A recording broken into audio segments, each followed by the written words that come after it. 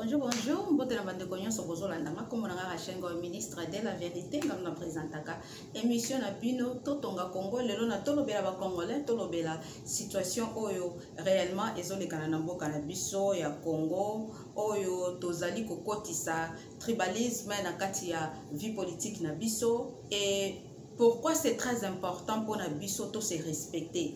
Elingi kolobate ke soki tozali ba parti politique différent yango elingi kolobake to komi bindemi to komi ko s'attaquer ba vie privée na biso to komi ko attaquer basi na biso bana na biso makamuni to salaka na ba vie privée na biso et tout là kozala na ba parti politique différent et za ba différent opinion. Donc, elingi kolobanini eza ba différents opinions. Mutu mususu akoki par exemple na États-Unis, moko aza démocrate, moko aza républicain, moko azali indépendant et tout là. Donc, pona biso ba congolais elingi kolobanini elingi olobake atako mutu na mutu azali na parti différent, parti politique différent. Et la kisite ke toza ba congolais lisusu te ou bien bandeko o baza na parti politique oyo balingi Congo te plus ou bien bino biso to leki bino ou bien bino boleki biso. Non, c'est pas ça. Problème na biso réellement na Congo ezali to yokana to trouver solution. Ndenge nini tokoki ko aider mboka na biso, ndenge nini tokoki ko aider, ndenge nini ba idée nini tokoki ko sala ensemble pour na ko trouver ba solution na ba problème oyo ezolekana na mboka na biso. Tant tozo mema tribalisme na kati ya ba problème na biso politique et ko aider biso te. Pourquoi na lobinde ngwana parce que soki totali tango Mobutu akendaki bangala ebele basufaki, bangala ebele bazalaki combattu parce que Mobutu azalaki mutu ya Équateur et memaki tribalisme contre bangala. Et tant Mouzé Aye et président Nabiso Joseph Kabila pe Aye, Bakatangé aussi c'était la même chose. Lelo Bakatangé balongwe lelo et komi mutaza na pouvoir ezali kasaye. Tozo remarqué bande komususu na kati ya mboka na biso bazo créer ba problème o eza comme ma division entre ba tribu et comme ba problème ya baluba Bakatangé. Oh non, ezali bangala. Oh non, ezali ba Congo. Problème na biso eza mu Congo te, eza mungala te. Yango bande konangai eza na eloko moko président Mobutu asalaka na mboka na biso Congo. Oyo mutu moko te akokaka kosala eza kosangisa ba tribu nyonso.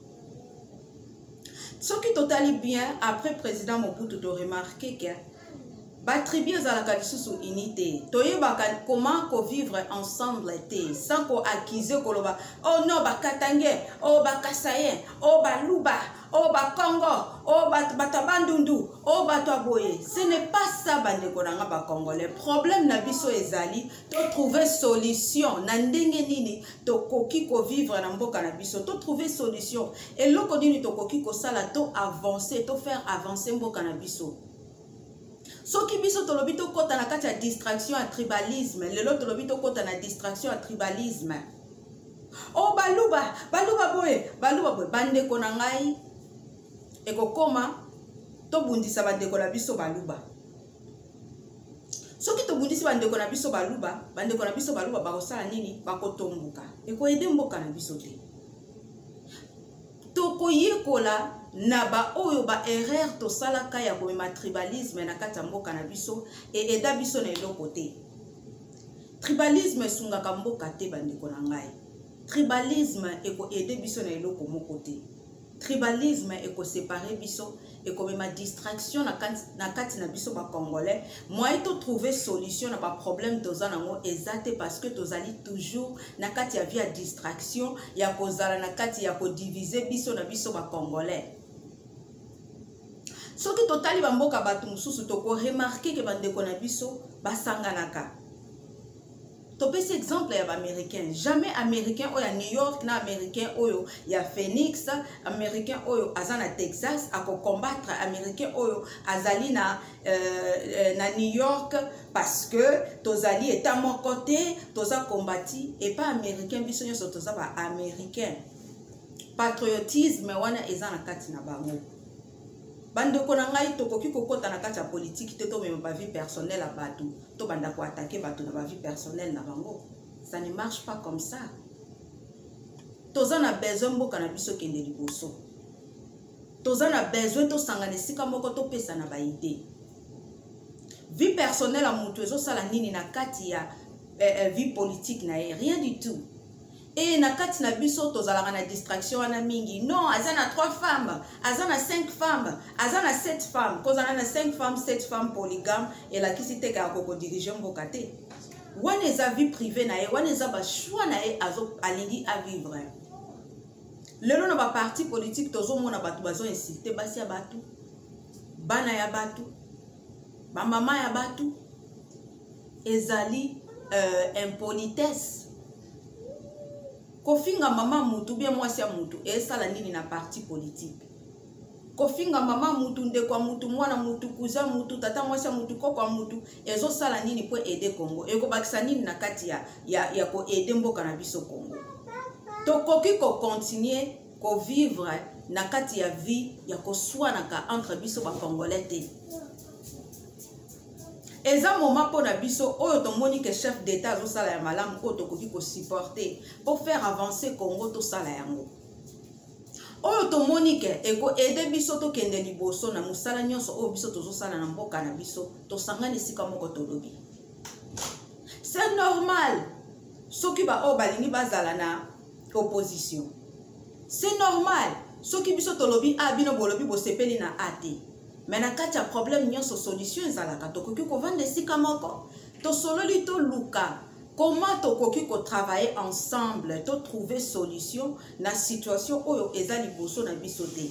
Peut-être technique o biso tolingi to salela bande ko na biso parti politique mususu ba sepeli na ngote mais ezo senga batu ba se communiquer ba vendre sika moko ba trouver solution ezate to vanda to kotisa lisusu tribalisme et ya kokota lisusu na kati ya mboka na biso bande ko nanga. Tribalisme ko aider biso te et en plus eko mema division na kati na biso ba Congolais. Eko mema ko yina na kati na biso ba Congolais. Eko mema ko bunda na kati na biso ba Congolais. Mais tangu biso tozo bunda, toza na temps tozo discuter, tribu ya muntu boye, tribu ya batu boye sali boye, banguna bazo profiter na kati ya division na biso po basala makambo mabe. Banguna bazo profiter na kati ya distraction na biso ko swana entre biso na ba tribu na biso po bayiba mboka na biso.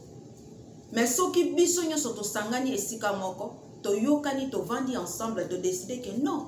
En tout cas vraiment, il faut trouver solution na ba situation o evandi liboso na biso. Soki tozo mona ke tozo sala musala eza ko avancer comme il faut parce que toza toujours na kati ya distraction. Toza toujours na kati ya ko discuter, toza toujours na kati ya ko swana, toza toujours na kati ya ba biloko moko eza nécessaire te o ezo bénéficier biso ata moko te. Vie privée ya mutu. Eko matisa ou bien eko aider biso na eloko moko to trouver solution te. Il y a temps pour nous les Congolais to sangana sika moko to vanda. Totala eloko nini tokoki ko sala.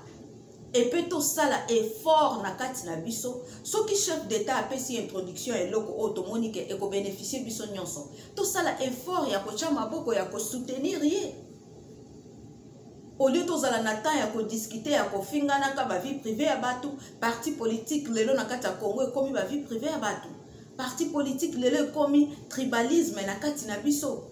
Eko aider biso te parce que to mona ba tribalisme wana et salama dans le passé na Congo aider biso na eloko moko te.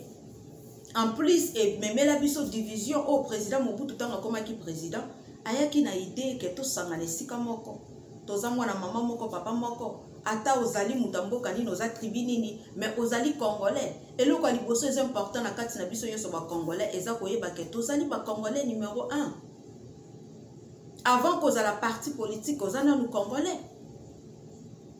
Avant ozala muluba mukongo ozana nous congolais parce que ma belé ya bakoko na biso toza wana te to bundaka to swana ka tout le temps ezo aider biso na eloko te ezo trouver les biso solution te mais ezo ma toujours division na kati na biso bande konanga. Voilà oyo nga nazalaki na mwa lelo ezali très important pour na biso to bima na kati ya ba distraction ya tozala ba tribaliste ya comme ma division ko swana ka entre ba tribu parti politique oui olingi parti politique na bino mais avant olinga parti politique na bino bandana kolinga Congo liboso parce que soko olingi Congo liboso ekozala très facile pona yo kovanda koluka ko trouver solution pona makamba Congo. Soko olingi Congo liboso ekozala très facile pona yo o travailler na ndeko na o azamu luba o azamu Congo o azamu Swahili sans kota la tribu na yemo kota la ina comme Congolais numéro 1.